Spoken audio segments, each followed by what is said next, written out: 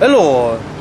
If you were to get on a plane and go as far as that plane goes, and then get on another aeroplane as far as that one goes, and then get on a train and just keep going, what'll happen is you will get to Australia, which is where I am now.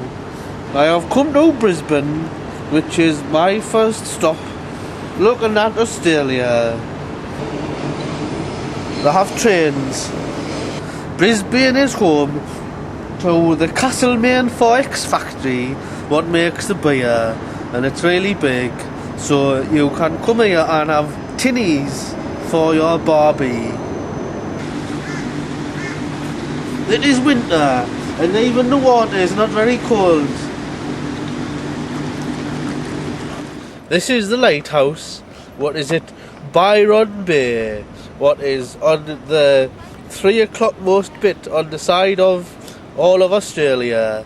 If you come here, you can see all the water, what is the Pacific, because it's all around. If you was to look at Australia on a map, it doesn't look very big, but even like one tiny bit of Australia, like say the northeast of England, you could fit all of England into like one of the regions of Australia about 8 times, right? Because it's just really big, and everyone lives on the edges. No one lives in the middle because it's too hot and there's mad dogs that eat you up. The money here I have only just worked out. That looks like a 50 pence, but it's not.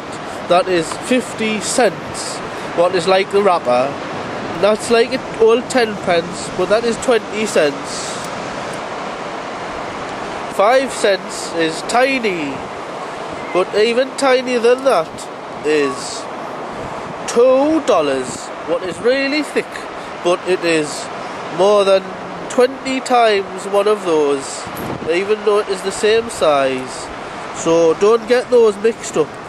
This is the most easterly point of the Australian mainland. If you was to go any more east, you would be in the sea. I think I've got heat stroke.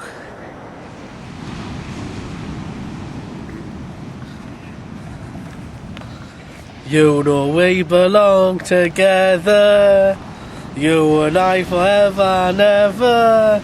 No matter where you are, you're something, you're somewhere.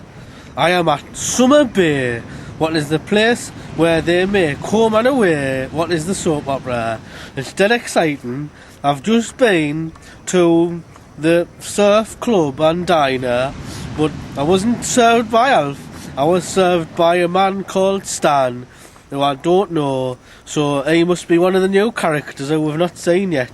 He'll probably come up in a few months on our tellies. Where these people is over here, that is the bench where they have their reflective times for after it's all kicked off, when they've got to sit down and have a chat and get it off the chest and that. Show business down under.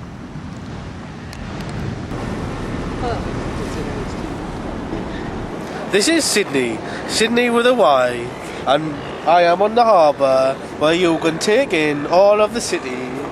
There is the Sydney Harbour Bridge, what is just like a Tyne Bridge, right? Only it's a bit bigger and only trains go on it. And you can't go to Newcastle on it, even though there is a place called Newcastle if you keep going that way. Well, look over here, that is Sydney Opera House, where all the famous people come and all do like the singing and performing and dancing and that.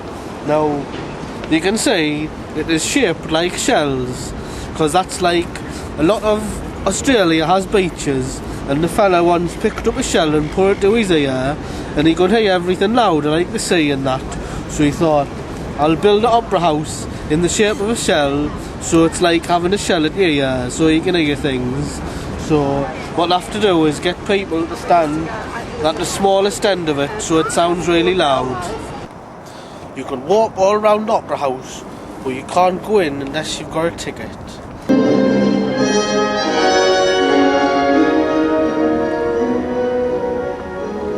I am at wee rah, look out.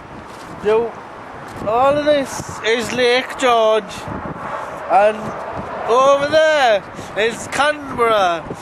I am in Canberra, what is actually the capital city of all of Australia, and I am at the Parliament building.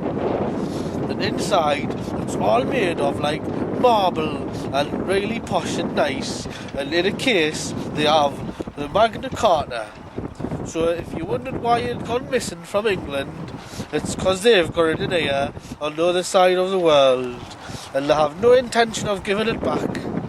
So don't go asking, because they're too busy having Parliament and making new laws for to write on the bottom of it when they're done. It's quite relaxed, and that is because it was designed in a competition where people submitted what they think the town should look like, and then it was made just like that. It was probably a bit like X Factor or something, only instead of getting to make an album, you get to have the people live here. This is Melbourne's famous market. You can buy loads of stuff dead cheap, and I have got a didgeridoo and a boomerang for $10, but there's only small ones, and some sausages, and a t-shirt with Ned Kelly on it, Outlaw, and it didn't cost very much money at all. Everything is under the roofs, and you can go in and go round and round, and what's happening is, when you go down once, you'll start saying all the same stuff, because everyone's got all the same things. This is the National Shrine of Australia in Melbourne. It's a very impressive building, but it's very sad, because all Australians and New Zealand soldiers what have ever died fighting in the wars have their name in a book here, and if someone who lives here has had someone die, they can come here and see the name in the book, because when it's far away when they're fighting, the bodies don't always come back, so have a name in a book. But it's a very big building, and you feel a sense of pride when you go in. It's a very impressive and noble thing. It's a bit sad though. Welcome to Ramsay Street, where the neighbours live. These are houses where they all live, where you see them all coming out and shaking hands and chatting and that. And people come to see where it's all been done, and you can hold a sign and that. So you can imagine Bouncer running across the road and Mrs. Mangle falling over and all that happening here. It's dead exciting. One thing you won't have seen is the old man with the baseball bat beating up a student, because they didn't shoot that on the show. That just happened here, but there wasn't happening on the telly on the screen. It was off the screen. You can imagine Scott and Charlene and Mike with his not nice Jane before she took the glasses off and all that, and Joe Mangle when he was on the drink because Kerry had been shot up by the people and she died in the swamp and all that. All goes on here and everyone gets excited. Sometimes Dr. Carl will be here, you know, with these young ladies doing what he does. Neighbours, everybody needs good neighbours with a little understanding. You can make the perfect place. Neighbours should be there for one another. Next door is only a footstep away. Neighbours, everybody needs good neighbours. Whatever happens next, should be happening.